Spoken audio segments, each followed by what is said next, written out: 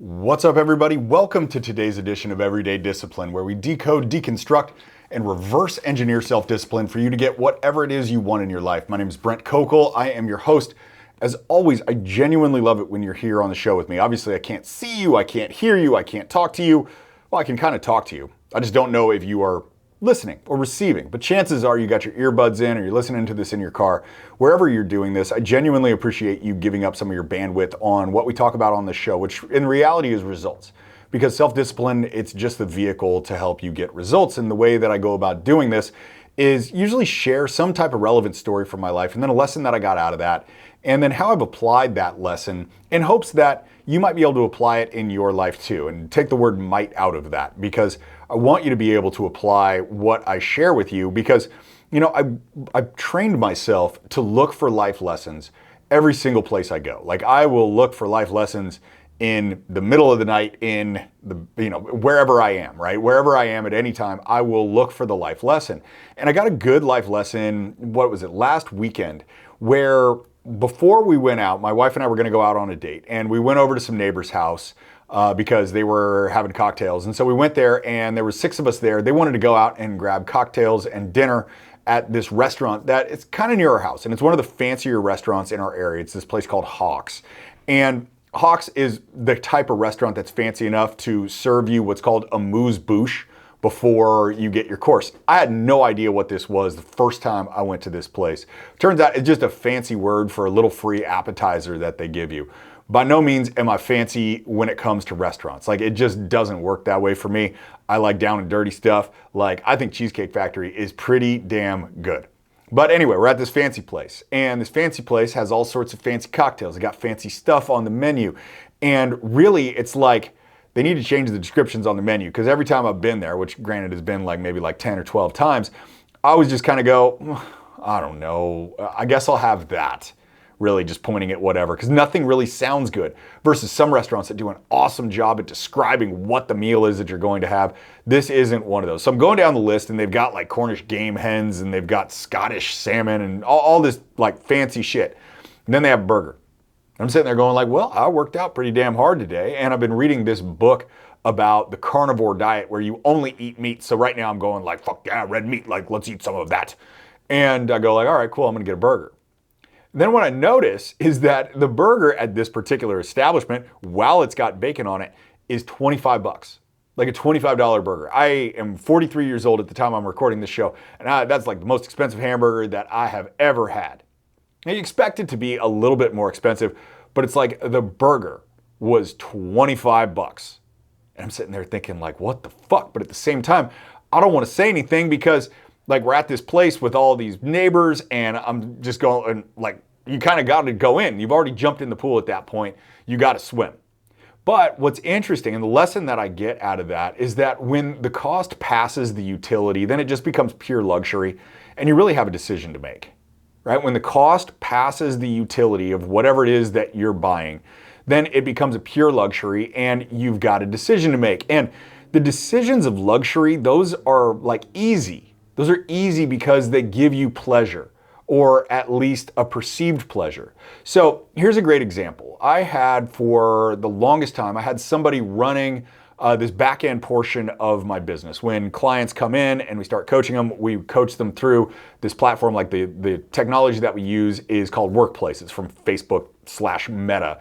And I had somebody that went in and every month would add people to it and would do the posts for me. That were the automated ones, and then I do the live ones myself, and they would run some other little back-end things for me.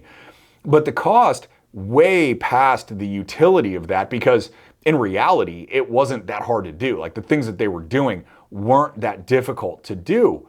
And so I had a really hard decision to make, because the pleasure that I was getting out of it was I didn't have to deal with the back end of my business. All I had to do was deal with the men that were in my program, coach them to getting what they wanted in their lives, which is a super fulfilling thing. And that's all I had to do.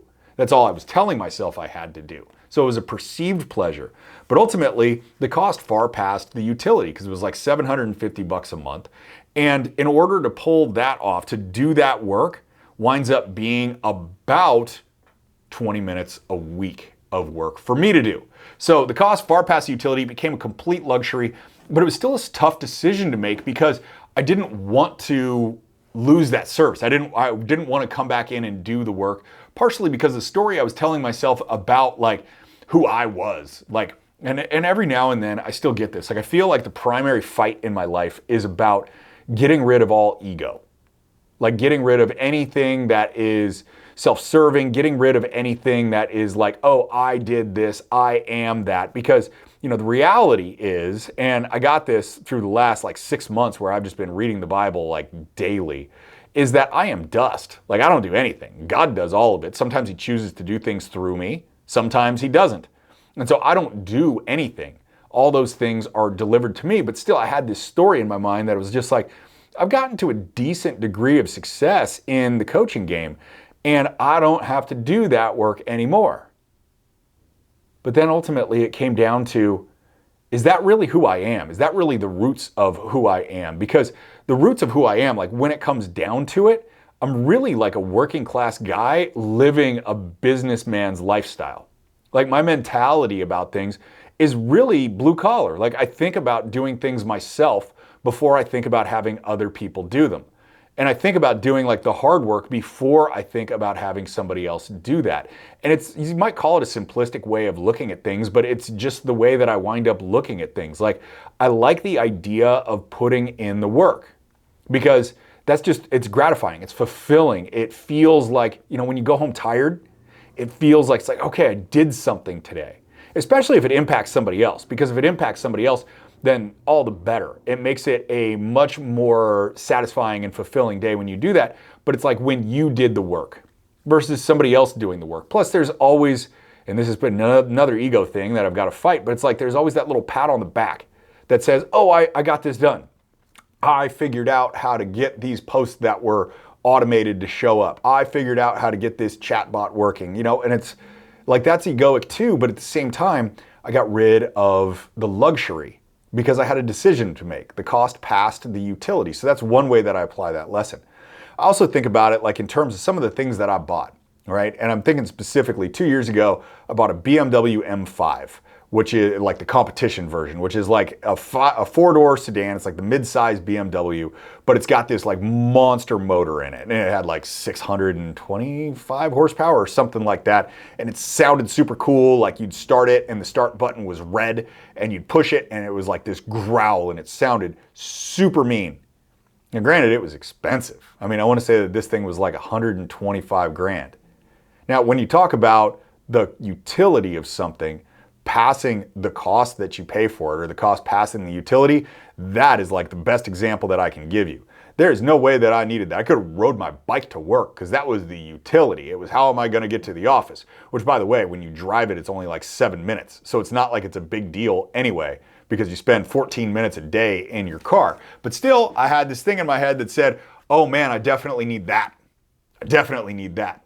And I've always been that way when it comes to like specifically cars. It's just like there is this feeling that you got to jump on it because it's an emotional draw. It pulls you in. Like the experience is visceral when you hear the exhaust start up and it's like growling and you're like, holy shit, this is awesome. Plus you feel like a badass, which goes back to the whole ego thing that I'm trying to fight. But the cost well past the utility in that because there's a bunch of cars that would have gone faster and would have cost less. But I still made the easy decision. The easy decision was, well, I can afford this, and so therefore I'm just going to go ahead and buy it. But that was the decision that I made.